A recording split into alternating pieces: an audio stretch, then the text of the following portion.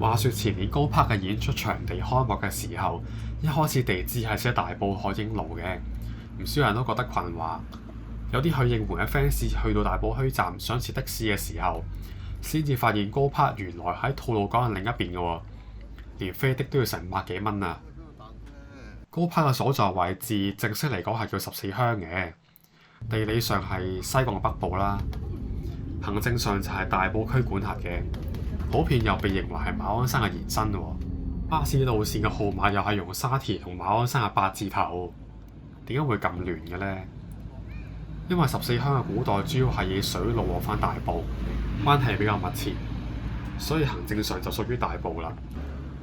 直至70至80年代，西沙路逐步落成，因為有路出去沙田啦，咁所以同沙田同埋馬鞍山嘅往來就越來越多。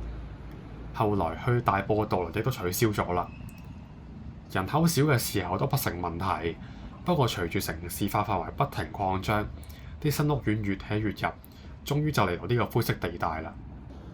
咁越嚟越多人嘅時候，自然就容易引起混亂啦。總之講緊呢一區就一頭煙啊！而發展商似乎就揾到另一個更加好聽嘅代替品，就係西沙啦。呢個名就源於西沙路，本身咧就係連接西貢至沙田嘅道路咁解嘅。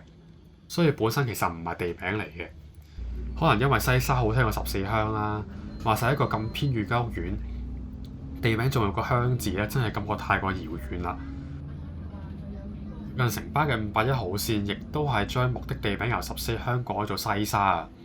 14鄉呢個本名似乎係從公眾嘅視線之中逐漸消失，可能我哋又見證住一個地名嘅變遷啦。